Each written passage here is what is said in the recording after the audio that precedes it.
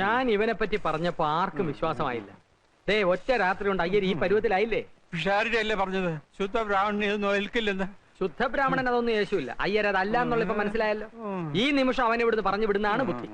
അവനെ പറഞ്ഞു ഇവിടെ അയ്യാക്ക് ഇത്ര ധൃതി എന്തുവാ? ആരും ധൃതി വെച്ചിട്ട് കാര്യമില്ല. ഒരു മാസം അവൻ ഇവിടെ നിൽക്കും. അപ്പൊ കിടപ്പ് വീണ്ടും പ്രശ്നമാകും. പ്രശ്നമാകില്ല, നറുക്കിട്ടെടുക്കാം. നമ്മുടെ 3 പേരുടെ പേരും ഇതിനകത്തുണ്ട്. അയ്യരെടുക്കട്ടെ. ആരുടെ പേര് വരുന്നോ ഒരു മാസം അവൻ അയാളുടെ മുറിയിൽ കഴിയും. നറുക്കെടുപ്പൊന്നും പറ്റത്തില്ല. അതെന്താ? ഇവൻ ഇതിനകത്ത് നമ്മുടെ രണ്ടുപേരുടെയും പേര് മാത്രം എഴുതിയിട്ട് കാണൂ. അത് ശരിയാ. ഒന്ന് വിശ്വസിക്കണേ. എന്റെ പേര് വേണ്ടട്ടോ. അയ്യരെ പേരൊന്നും എഴുതിയിട്ടില്ല അവിടെ ചുമ്മാ. ഉണ്ട്. വിശ്വാസമായല്ലോ, കുലുക്കാവല്ലോ.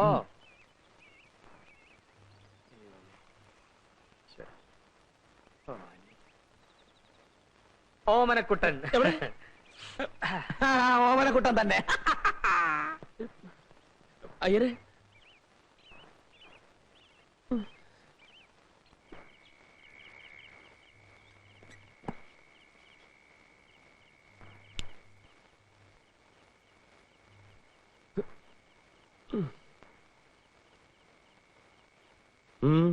ഉറങ്ങണം. ഉറങ്ങിക്കോ. അതിനു മുമ്പ് വാലങ്ങ് ചാരിയത്. കിടക്കണം. കിടന്നോ? ഏതായാലും ഇവിടെ കിടക്കാൻ ഉദ്ദേശമൊന്നുമില്ലല്ലോ. ഒരു കാര്യം ചെയ്യും, ആ മൂലയിലിട്ട് കിടന്നു. പിന്നൊരു കാര്യം, രാവിലെ ഞാൻ കണ്ണു തുറക്കുമ്പോ എനിക്കെതിരെ ഒന്നും കയറി വന്നേക്കരുത്. വിശാരടിയെ പോലില്ലെങ്കിലും കുറച്ചൊക്കെ ശകുനത്തിൽ ഞാനും വിശ്വസിക്കുന്നുണ്ട്. അല്ലെങ്കിൽ തന്നെ ഹോട്ടലിൽ നിന്ന് ആവശ്യത്തിന് ആട്ടും തുപ്പും കിട്ടുന്നുണ്ട്. കിടന്നോട്ടെ. Good night.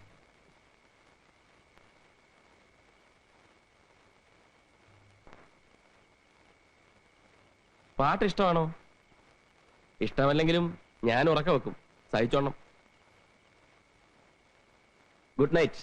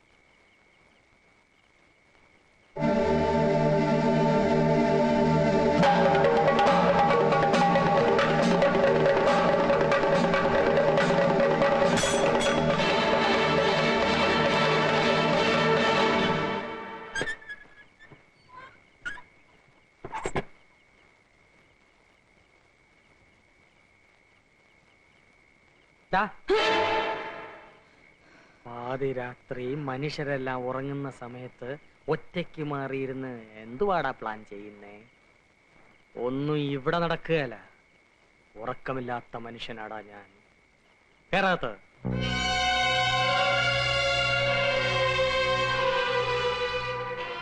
കഥകടയ്ക്ക്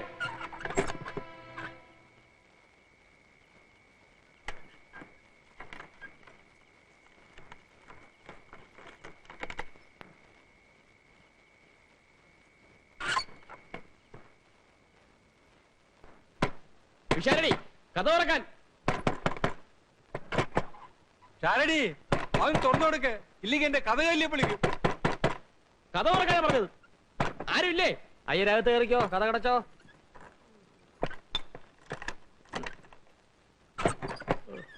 എന്ത് പണിയായി കാണിച്ചത്? ആരാ ഇത് പൂട്ടിയത്? ഞാനാ. ഓ, ഞാൻ എന്താ വല്ല മോട്ടിച്ചോണ്ട് പോകുന്ന വിചാരിച്ചോ? നീയല്ല, ഇവനാ ചിത്തിര. ആനച്ചെവി. അവന്റെ വെച്ചുള്ള നോട്ടം കണ്ടോ? ആർക്ക് ഇഷ്ടപ്പെട്ടില്ലെങ്കിലും ഞാൻ വാതില് പൂട്ടും. രാവിലെ തുറന്നോളാം. വലിയ ഉപകാരം. അങ്ങനെയെങ്കിലും എന്തെങ്കിലും പണി ചെയ്യുന്നുണ്ടല്ലോ. ഒന്നും അല്ല PWD ഒന്ന് പിരിച്ചു വിട്ടത്. ഒന്നുമില്ല.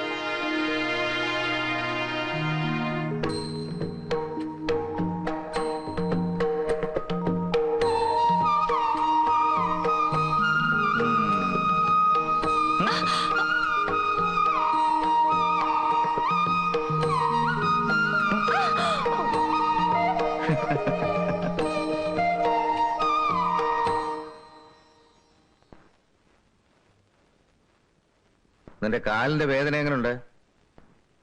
വേദന ഉണ്ടാക്കി വേദന ഉണ്ടോന്ന് ചോദിക്കുന്നത് നിങ്ങൾക്കൊരാനന്ദം പോലെയുണ്ട്. ശരീരത്തിന്റെ എന്ത് വേദനയും ഞാൻ സഹിച്ചോളാം. പക്ഷേ ഞാൻ ജീവിച്ചിരിക്കെ ഇങ്ങനെ ഒരു ഭാര്യയുടെ മനസ്സിന്റെ വേദന ഒരു നിമിഷമെങ്കിലും നിങ്ങൾ അറിയാൻ ശ്രമിച്ചാൽ മതിയായിരുന്നു.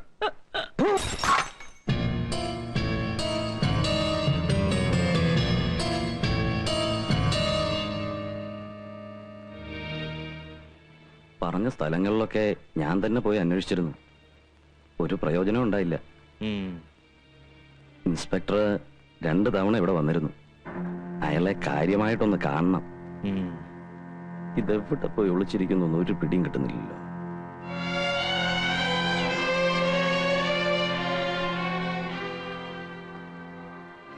എവിടെ വേണേ പോയി ഒളിച്ചിരിക്കട്ടെ, കണ്ടുപിടിക്കാനുള്ള വഴികളൊക്കെ എന്റെ കയ്യിലുണ്ട്.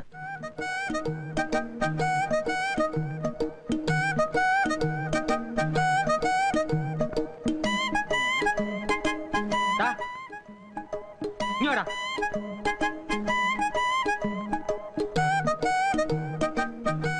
ലക്ഷ്മി. ഓ, നിനക്ക് എന്തിന്റെ അസുഖമാടാ? രാവിലെ ഇന്ന് ഗോതമ്പ് ദോശ കുത്തുന്നോ? ചേട്ടൻ എന്തിന്റെ അസുഖം? ചേട്ടനല്ല അസുഖം, അസുഖം നിനക്കാ. നീ ആരുടെ അടുത്താണ് അവിടെ നിന്ന് കൈക്കറ കാണിച്ചോണ്ടിരുന്നത്? ഞാൻ ചുമ്മാ ഇരിക്കായിരുന്നു ഇവിടെ. ചുമ്മാ ഇരിക്കാനാണോ നിനക്ക് ഞാൻ ശമ്പളം തരുന്നത്? നീ ഇവിടുത്തെ ആരാ? എടാ നീ ഇവിടുത്തെ ആരാന്ന്? എന്താ ഇവിടെ ഒരു ബഹളം? അയ്യരെ, ഇവൻ ഇവിടുത്തെ ആരാ? അവൻ നമുക്കെല്ലാം വേണ്ടപ്പെട്ട ഒരു പയ്യൻ. വേണ്ടപ്പെട്ട പയ്യനൊന്നും അല്ല, ഇവിടുത്തെ വേലക്കാരനാ. വേലക്കാരൻ എന്ന് പറഞ്ഞാൽ അകത്തോട്ട് വെച്ചാട്ടെ. ആ. പാലടച്ചേക്ക്. ഓ. ഇങ്ങോട്ട് വന്നേ, നീ ഇങ്ങോട്ട് വന്നടാ. ആഹാ, നീ ഇവിടുത്തെ ആരാ? വേലക്കാരൻ. ആ. ഒരു വേലക്കാരൻ ചെയ്യേണ്ട പണി എല്ലാം ചെയ്തിട്ടാ ഞാൻ അവിടെ പോയിരുന്നത്. നീ എന്തോന്ന് ചെയ്തു? ഞാനോ? മുറ്റടിച്ചു, തുണി കഴുകിയിട്ടു, ചോറും കറിയും വെച്ചു. തീർന്നോ ജോലി? ആ, തീർന്നു. ഇനിയിപ്പോ ഒരു പണി ഇല്ല.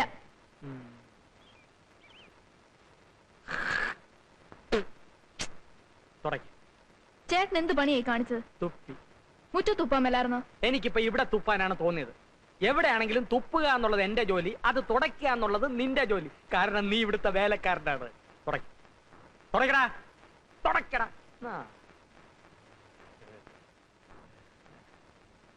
പോയി കഴുകിക്കൊണ്ടുപോടാ. രാവിലെ എഴുന്നേറ്റ് കുളിച്ച് ഷർട്ടിനകത്ത് കയറി നടന്നോളൂ. 10 പേര് കണ്ടാലെങ്കിലും വേലക്കാരനാണെന്ന് തോന്നണ്ടേ?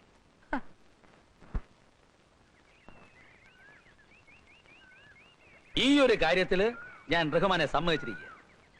ഇത്ര ചുരുങ്ങിയ സമയത്തിനുള്ളില് ഇഷ്ടപ്പെട്ട സ്ഥലത്തേക്ക് ഒരു ട്രാൻസ്ഫർ എന്നൊക്കെ പറഞ്ഞു കഴിഞ്ഞാൽ അത് ആഭ്യന്തരമന്ത്രിയുടെ ഡ്രൈവർ നമ്മൾ അലിയച്ചാരാണ് സാർ. ഒരു ട്രാൻസ്ഫറിനെങ്കിലും പ്രയോജനപ്പെട്ടില്ലേ പിന്നെ പണ്ട് പെങ്ങളെ കെട്ടിച്ചോടത്തോണ്ട് എന്താ കാര്യം? അത് ശരിയാ. മണ്ണ് ഇത്രയിട്ടാ മതിയോ സാർ? ആ മണ്ണ് കുറച്ചുകൂടെ വേണം. തെക്കേ മൂലയ്ക്ക് കുറച്ച് മണ്ണിന്റെ കുറവുണ്ട്. ഉള്ളത് പറഞ്ഞാൽ ഈ മണ്ണും ചെടികളൊക്കെ നാട്ടുകാർ സംഭാവന എന്നാന്ന് പറയുമ്പോ വിശ്വസിക്കാൻ പ്രയാസമുണ്ട്. ചോദിക്കേണ്ടത് ചോദിക്കേണ്ട സമയത്ത് ചോദിക്കേണ്ട രീതിയിൽ ചോദിച്ചാൽ ആരും തരും റഹ്മാൻ. പക്ഷേ ചോദിക്കാൻ പഠിക്കണം. പോലീസുകാരനെ ചോദിക്കാൻ ആരെങ്കിലും പഠിപ്പിക്കണോ സാറേ?